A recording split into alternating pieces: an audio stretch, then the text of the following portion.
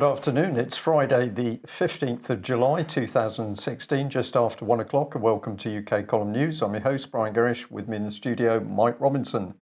And we will be joined by live video Skype link by David Scott from Northern Exposure, who is going to be digging very deep into what's really happening with so-called child protection north of the border.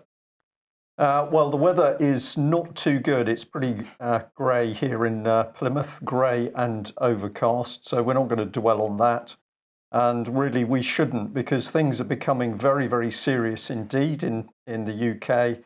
And of course, we've now got Theresa May installed as Prime Minister. What can we expect, Mike? Breakup of the UK? Breakup of the UK, this is something we've been talking about for a long time. This is a new poll from the BBC and Comres. This is the Independent talking about it here.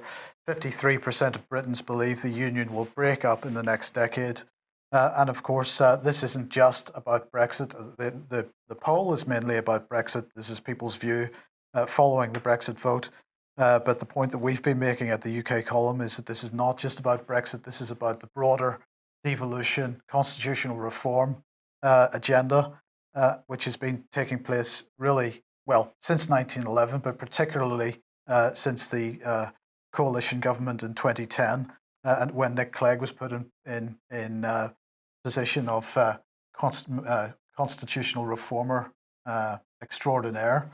He brought in the Fixed Term Parliaments Act, but since then we've seen various attacks on institutions, not least the whole devolution agenda, and now city states and city regions and unitary authorities in non-city regions. So the breakup of the union is absolutely on the cards, and the fact that Theresa May is saying that she is for the union, well, this is tantamount to David Cameron saying, one United Kingdom. It's nothing of the kind. They are breaking it up. They're breaking it up, and what we've got is a massive propaganda exercise in the press and the media in order now to start people accepting that there's so much turbulence in UK that the United Kingdom is going to break up. It cannot be just a coincidence that the finance minister of Austria, who spoke out recently, said, well, I think that Scotland will aim to stay in the Union, Northern Ireland will stay with the Union, but what you're going to see is Britain become Little Britain. And of course, we've had the appointment of Boris Johnson as the ambassador for Britain. I mean, what a statement this is, that we have a cartoon character who's now representing the British state. Is that an accident, Mike? Do you think? I don't think so. So just remember that Boris Johnson is another man who says that Zionism is his lead interest. So is he working for the British?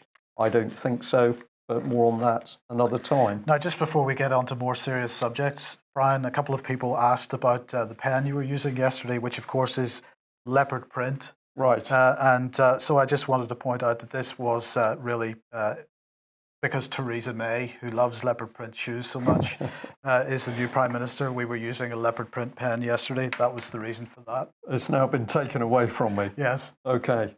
Well, we better just pop or nip north of the border, I should say, because of course dialogue has already started.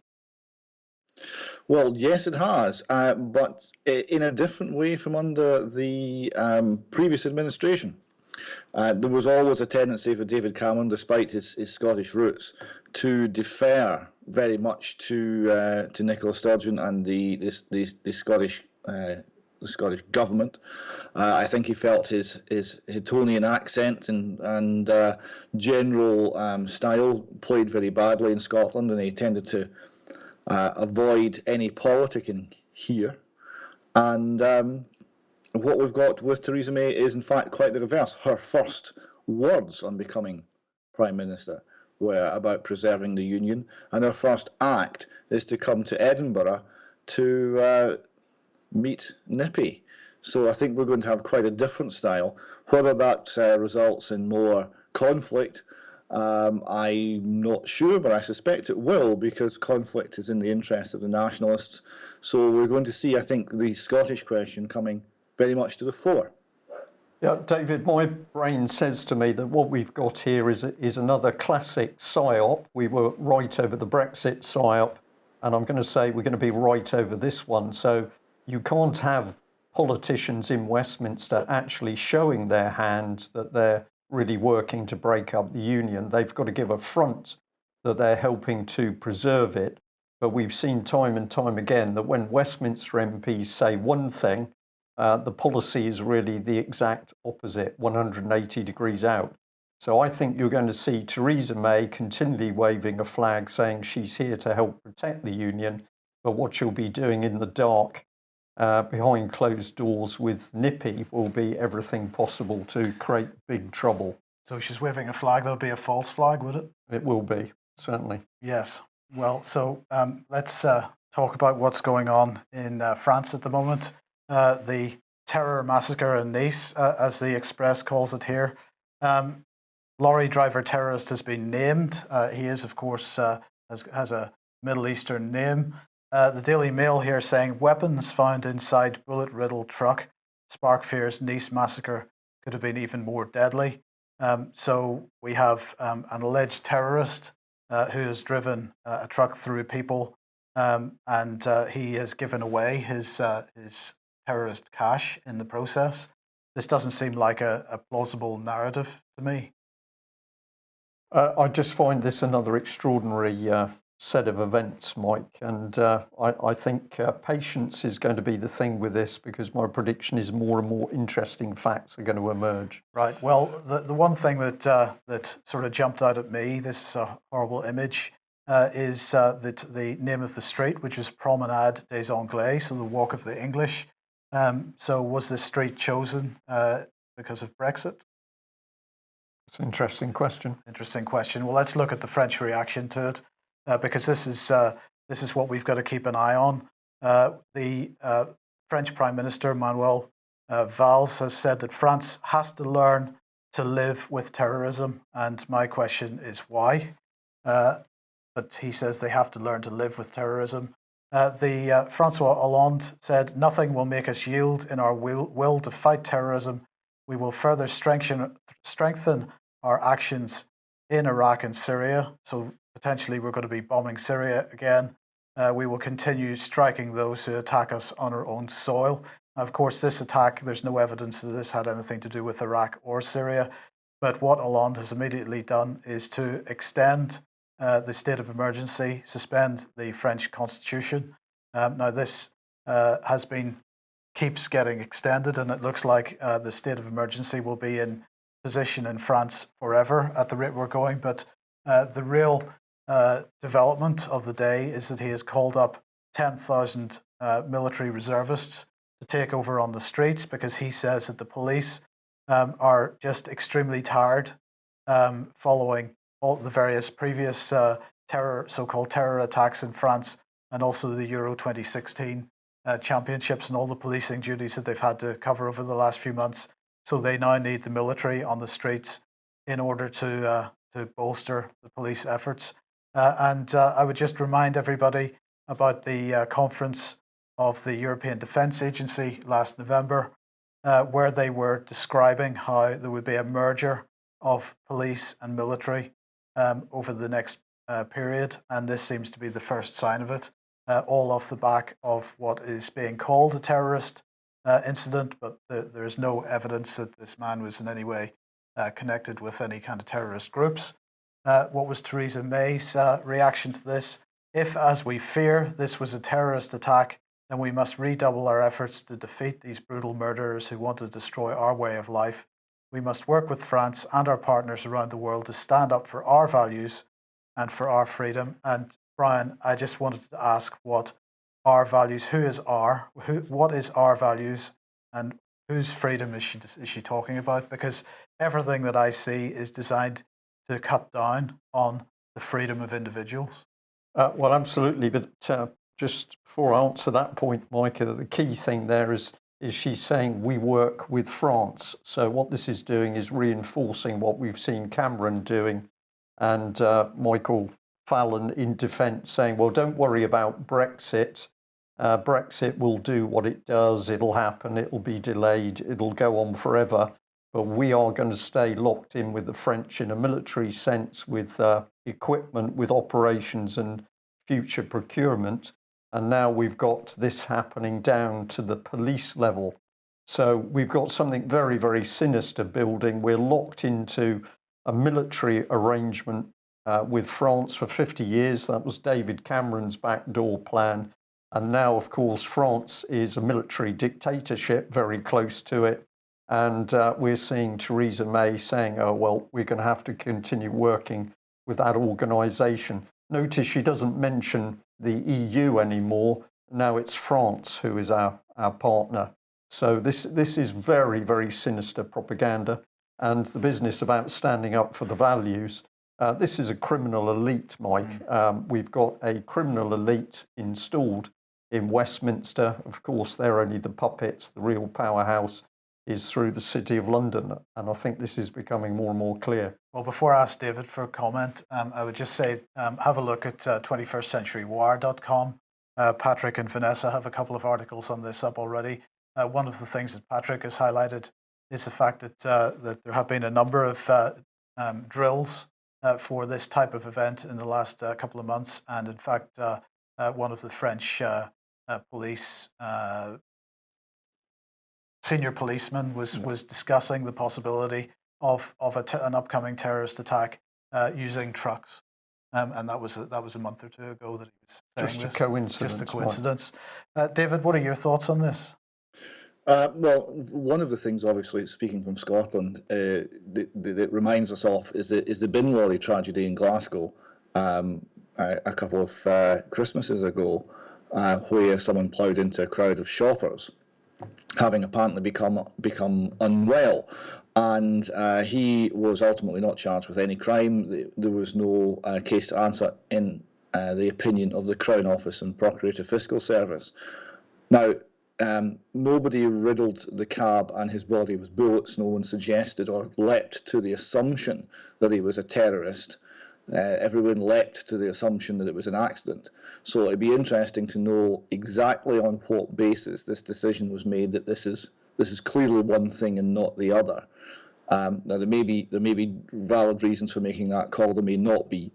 And in general, as we look at the narrative we're getting here, it's very strange, because we're fighting not an enemy, we're fighting a tactic. Terrorism is a tactic. And we are defending our values, but we can't name those values. We can no longer describe them. We are in a position where it's not politically correct to talk about British values anymore, and yet we're being asked to defend them and to give up our liberties in order to preserve them. It's a very strange situation. Strange and dangerous. Okay, one of the main topics of the news today is going to be children and child-related issues. We'll start off with Andrea Leadsom here, of course, erstwhile leadership candidate for the Conservative Party, and she was speaking to the Times and creating what is probably going to be quite a bit more controversy here. The Times saying that Andrea Leadsom saying that as an employer, we're not, let's face it, most of us don't employ men as nannies. Most of us don't. Now, you can call that sexist. I call that cautious and very sensible. When you look at the stats, your odds are stacked against you if you employ a man. We know paedophiles are attracted to working with children. I'm sorry, but they are the facts. So Andrea Leadsom absolutely putting the issue of paedophilia at the door of men exclusively. Which, of course, is totally incorrect, because the statistics say it pans out roughly 50-50, 52% men, 48% women, something like this. And this is a statistic that nobody wants to talk about. So are your children safer with women? No, they're not. No. And in fact, some of the high-profile cases in the courts in recent years have been with female school teachers, for example. And let's not forget who it was in the 1970s, 70s, wasn't it, who was supporting the paedophile information exchange and so on, a couple of female Labour MPs. MPs, absolutely. So spin here, and of course, what is this also doing? It's driving the wedge into the male-female relationship, which is one of the things we've been talking about. But just to emphasise a point here, people are watching what's happening in France. They're watching what's happening overseas with the constant rhetoric that the great enemy is Russia. What we are going to continue to say is that at the moment, our children, north or south of the border or in Ireland, our children are the target of our own state. And unless we can protect our children within this generation, we don't have a future, because the state wants our children and is going to do everything possible to get it.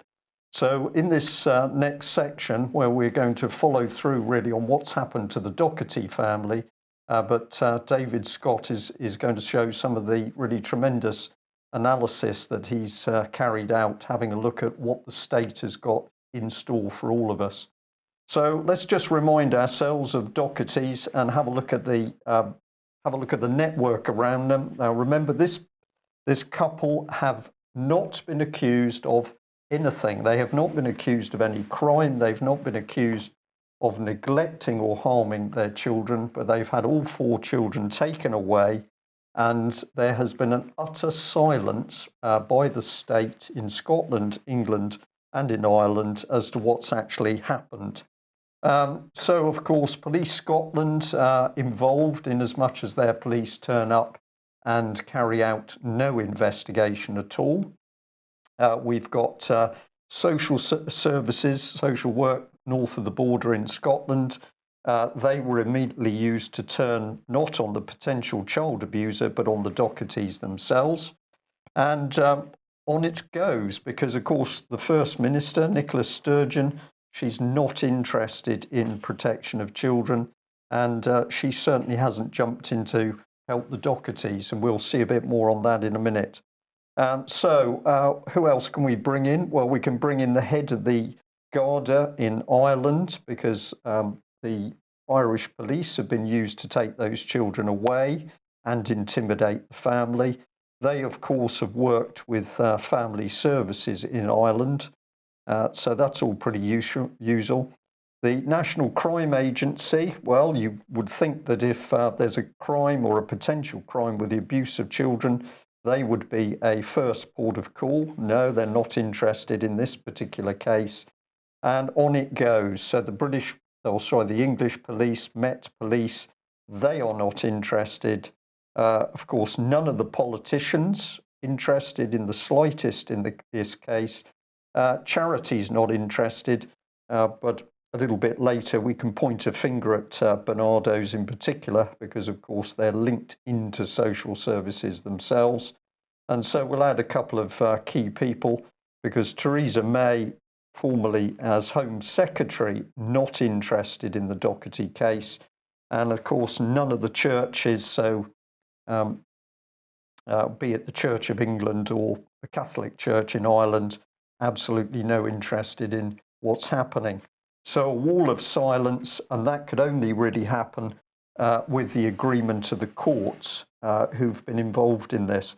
So, David, we've got some very interesting audio clips to reinforce this, but just give us your opinions on this wall of silence. What is it about this case that the state is terrified of? That's an excellent question, Brian. The degree of fear that is shown by many of the state functionaries here is really quite palpable.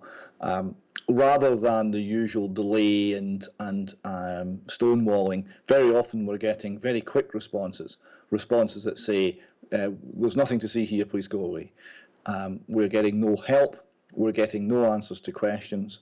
The only person on that wall who maybe came out with some credit was, believe it or not, Theresa May, who, when the Dochertys appealed to her, was willing, apparently, to take some action, but because it was a devolved matter, it went to the Scottish Government, and they were given sort of first refusal to deal with the matter, and they said, no, it's devolved, we will deal with it, and their definition of dealing with it was to do absolutely nothing to help, and perhaps a great deal to harm the Dochertys. So I think this one, first and foremost, has to be placed at the door of Nicola Sturgeon. David, I'm just going to say I personally wouldn't like to let Theresa May off so lightly, because we hear this excuse from our politicians time and time again. Oh, it's somebody else's responsibility. It's in another constituency.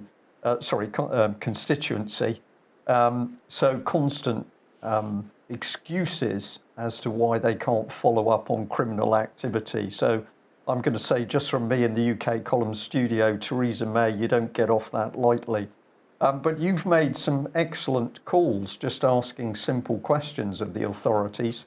And I know you were keen to let our listeners and viewers understand the type of wall of silence that you get. This first one, I believe, is a conversation between you and the police. Yes, this is police media. This is the department under police in Aberdeen, who are dedicated to providing information to the media. So it'll be interesting for viewers and listeners to see just what that means in practice. Now, the background to this is that we asked 3 questions. We asked, is Alan Lowe, the Alan Lowe that was reported, a former police officer? Did he actually serve at Fraserburgh Police Station and Peterhead Police Station? We got an incoherent, unintelligible reply that said there's no substance to these claims. We made no claims, we pointed this out, and we asked for a written response to the questions. I was told we would get one. With nothing arrived, I phoned again. I was told again that there would be a written response. Nothing arrived, I phoned again, and this is the tape that you're about to hear.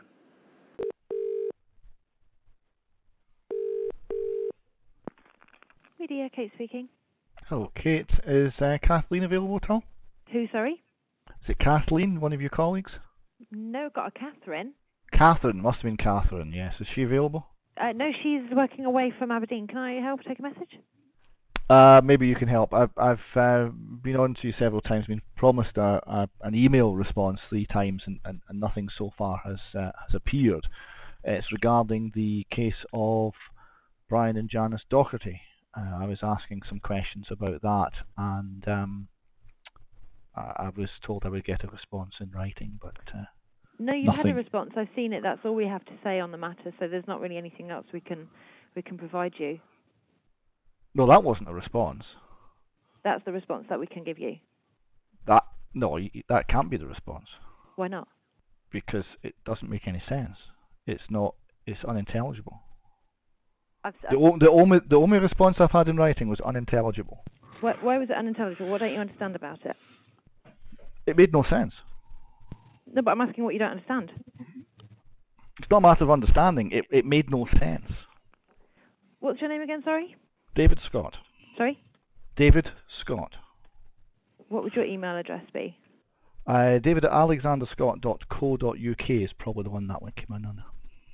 I asked some questions, and the response I got said there's no substance to the claims made. There were no claims made. Made no sense. Well, the claims, I think, are the questions that you've answered. Sorry, the questions that you've posed. No, those were questions. Those were not claims. Those were simple questions. Well, there's no substance to the questions then. That doesn't make any sense. I know she's emailed you back after that. Let me find it. No, I didn't get an email after that. I was promised one 3 times. Nothing's appeared. Okay. Well, leave it with me.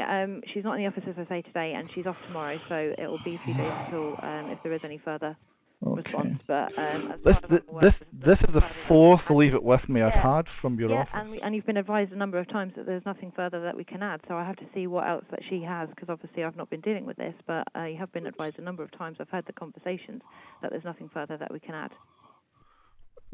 I haven't, because there's no answers to these questions.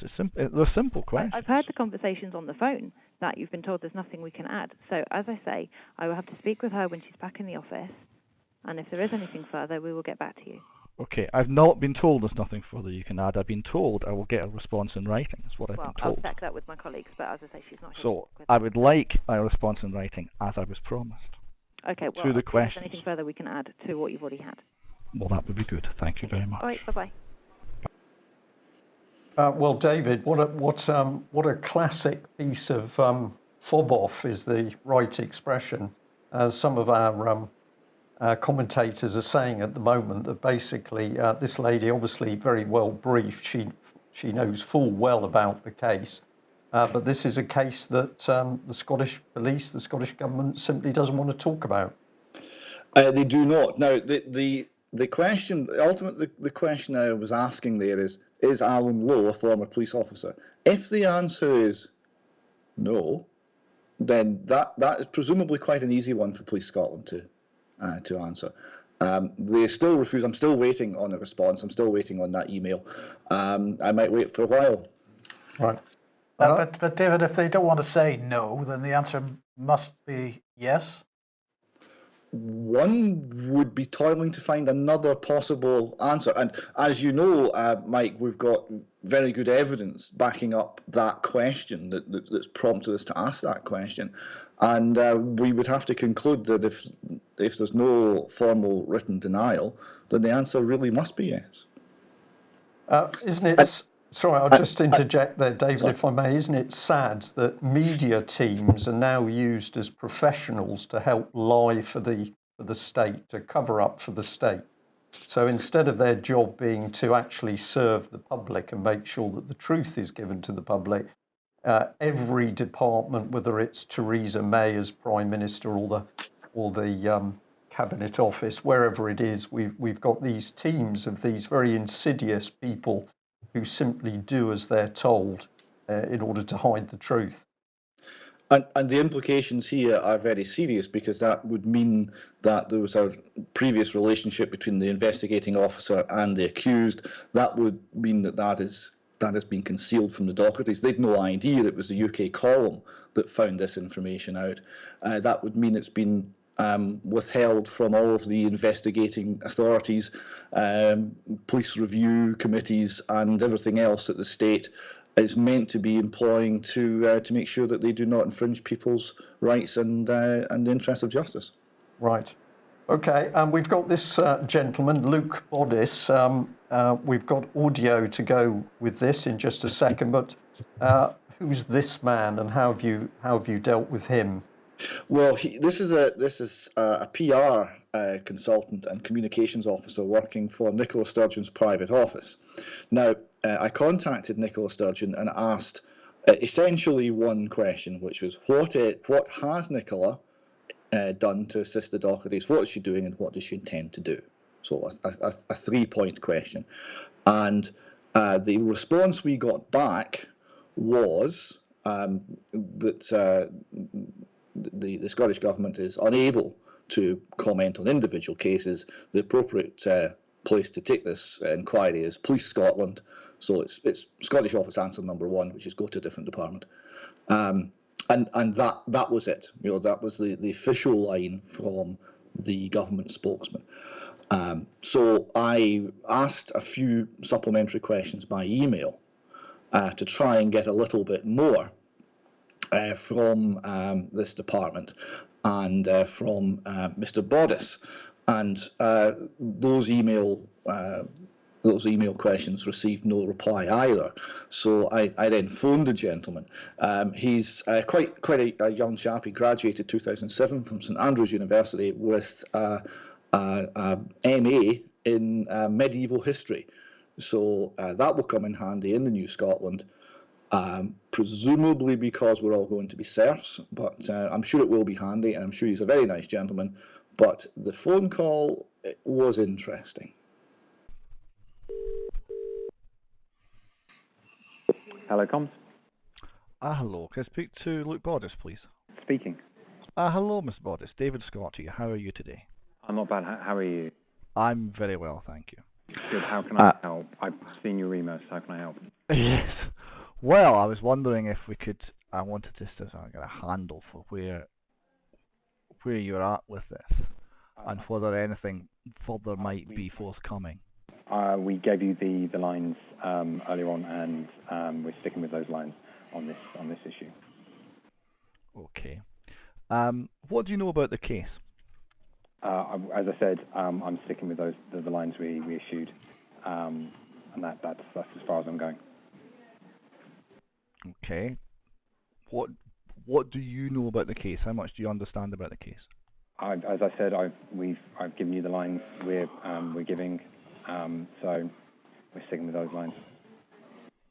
Yeah, that's not what I'm asking you. I'm asking you what, do you actually know the background to this? Do you know what the situation is that actually is in existence here that you're facing?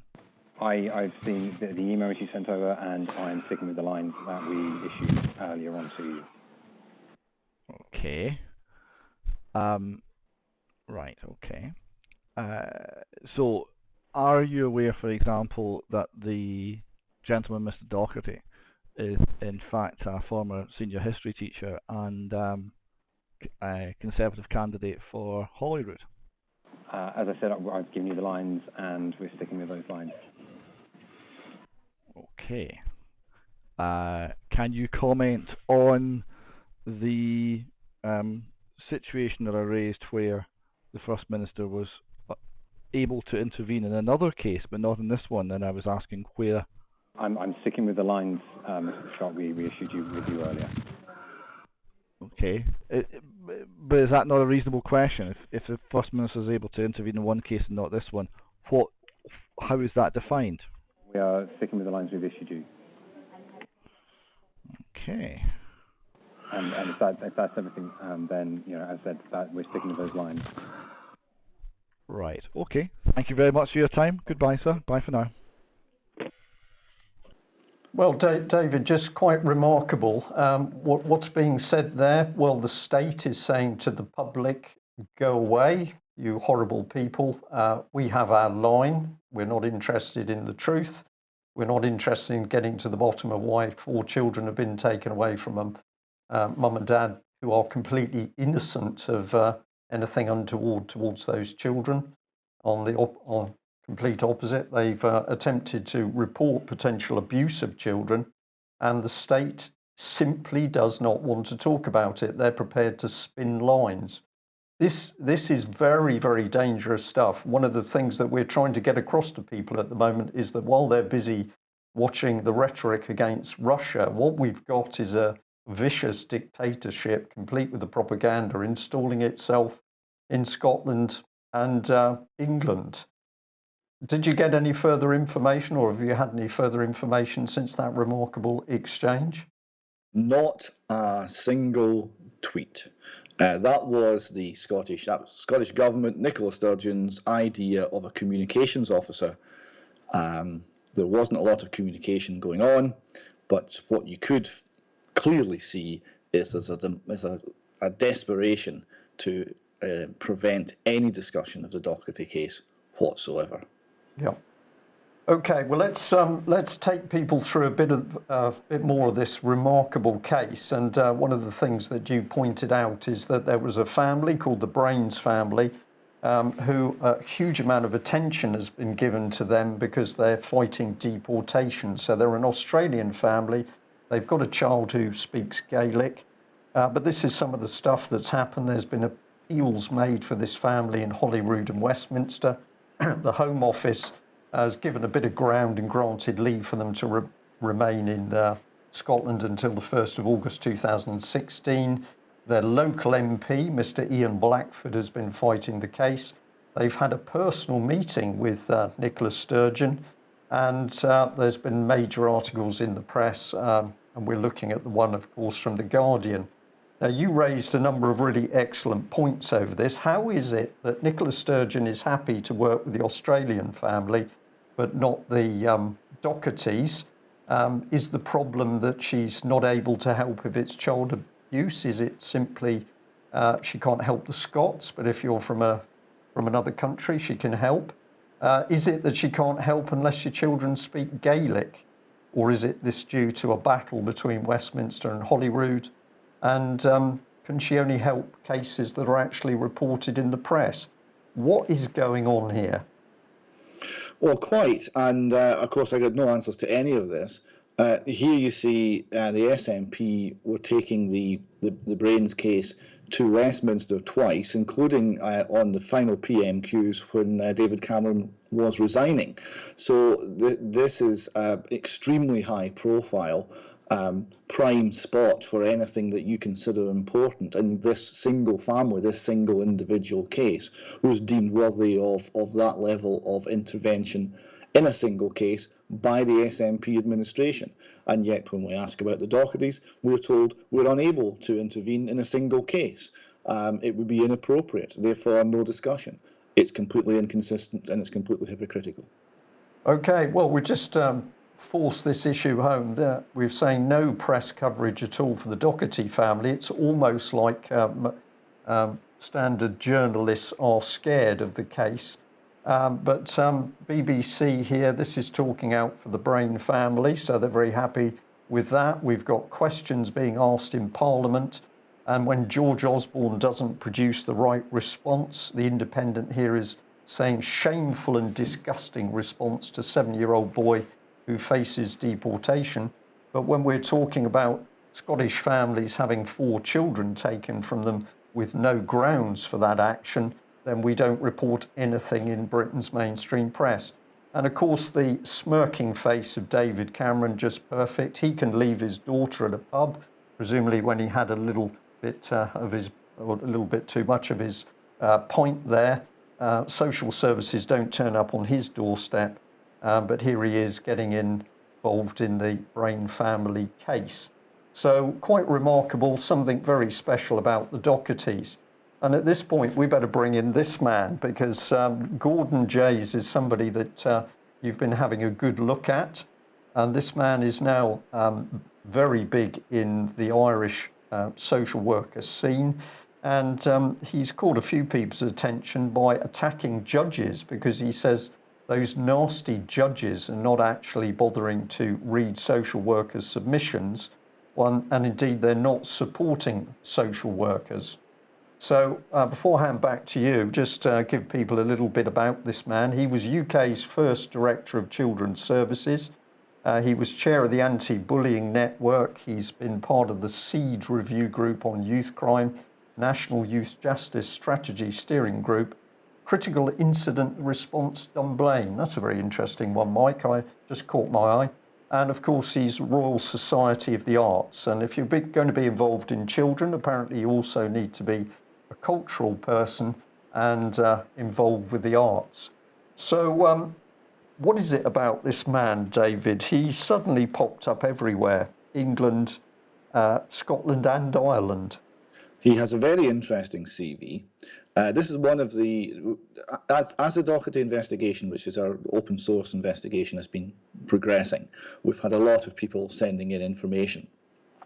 Everything we've got so far has entirely substantiated the information that has been provided directly by the Dochertys. We've had no information at all that is conflicted with their accounts of events.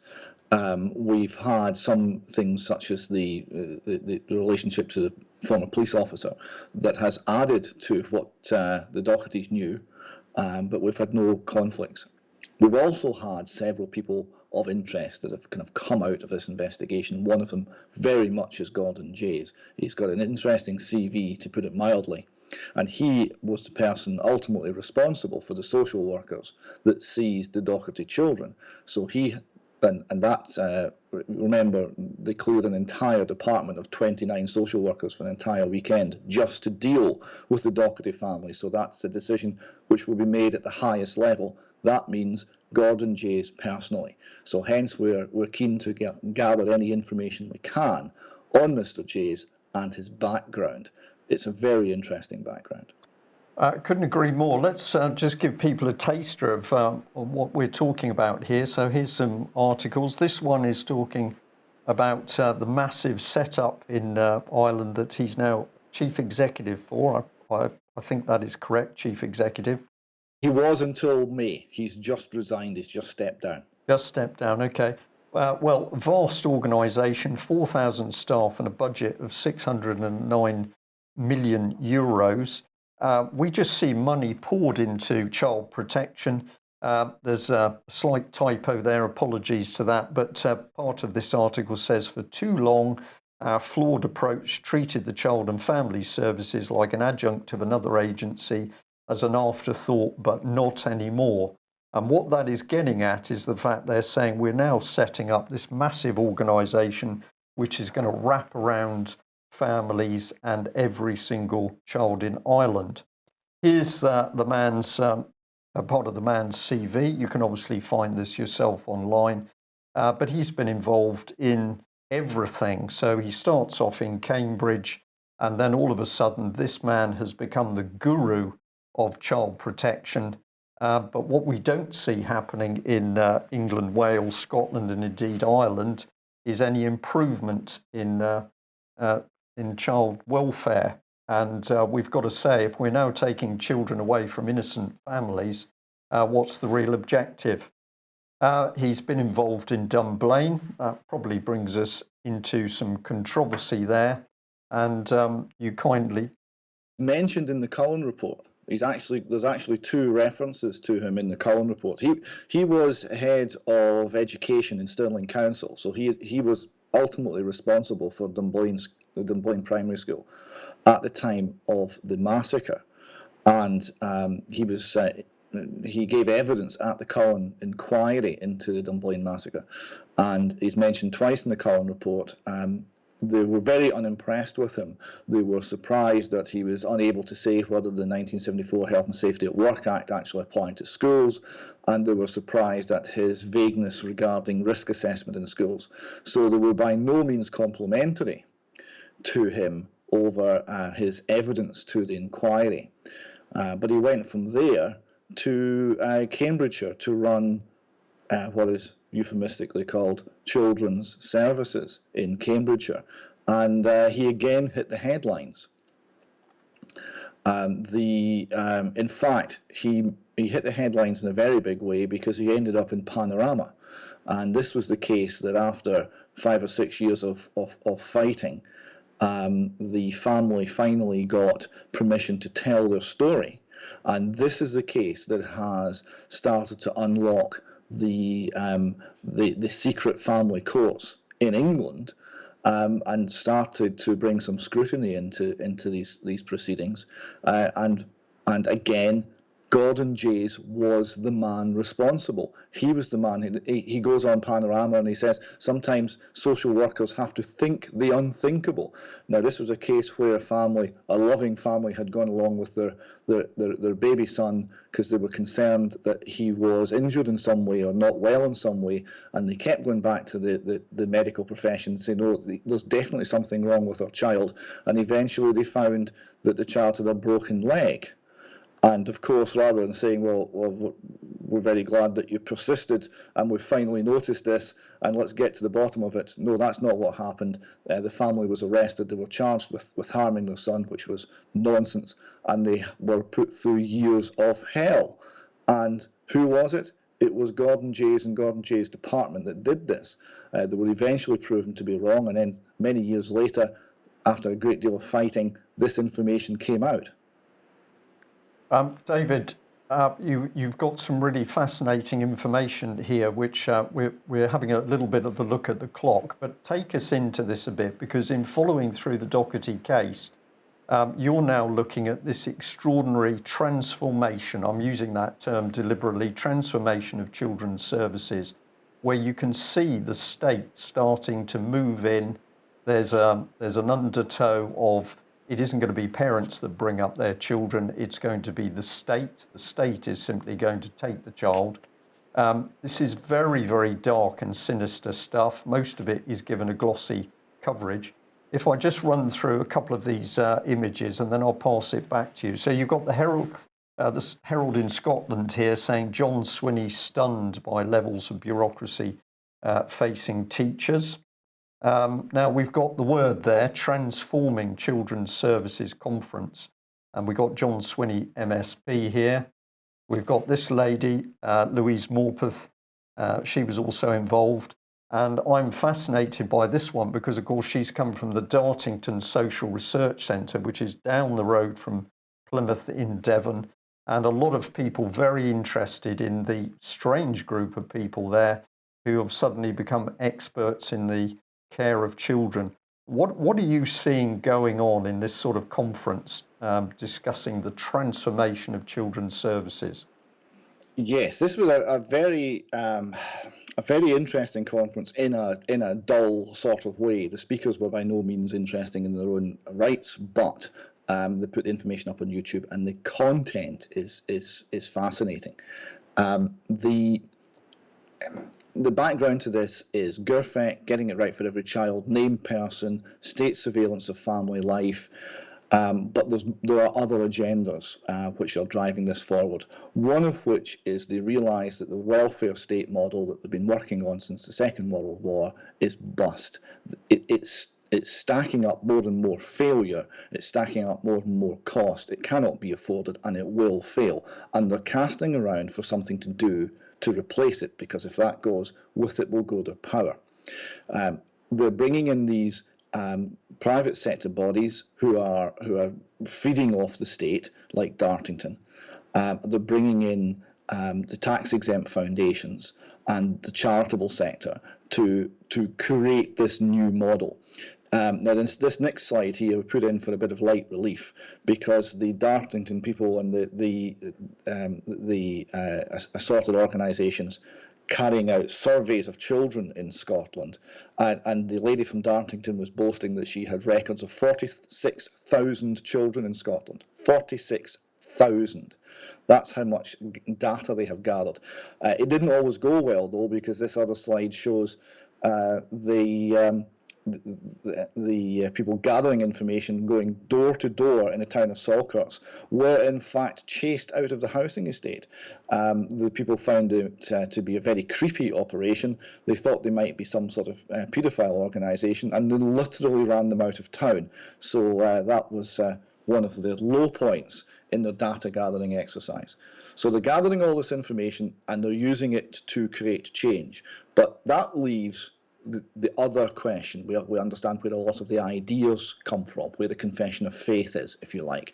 But the other thing you've got to follow is you've got to follow the money. Now, this next slide shows where some of the money is coming from. This is Kenneth Ferguson. Now, he's a director of the Robertson Trust. Now, they are a tax-exempt foundation, a philanthropic organisation set up by three sisters called Robertson in the 19th century, and they were frugal Scots, and they'd saved their money, and they left it to a foundation to benefit children and to engage in charitable giving. A very positive and very 19th century thing to do. So he's involved in funding various projects, and this next pie chart here shows the sort of level of funding, right? So they're putting out about 15-16 million pounds a year they're giving away, which might seem like a lot of money, but remember, Perth and Kinross Council is a small council. It runs about 250 million pounds a year, and the UK as a whole is 750 billion government expenditure a year. So this is, in the greater scheme of things, chump change. It's a very small amount. So they're looking at wanting to transform how our children are raised, how our children are educated, and with it transform society, because it's all about re-engineering society to make us less costly, less likely to use the National Health Service, not claim benefits, and basically make the whole thing affordable. They want you to do as you're told, and they want you to be a good, obedient taxpayer and make the state work all the better. So how does a small organisation like this generate enough money to create this sort of change? And they were talking to various people about this, and they were told, well, there's only one way. There's only one way that you can possibly generate the sort of money you're talking about, and that is debt. So what they have done is they've gone to have a wee chat with the chairman of the Royal Bank of Scotland. And the chairman of the Royal Bank of Scotland said, well, what can I do for you? What are your ambitions here? And the head of the Robertson Trust said, well, I'm looking to set up this fund. We want to get the Royal Bank to fund it, and we're going to lend money to organisations which are going to create change in children's services. How much money are we looking for? Well, we'll start off with 5 million and we'll maybe work up to 100 million. Oh no, says the chairman of the Bank of Scotland. Far too small.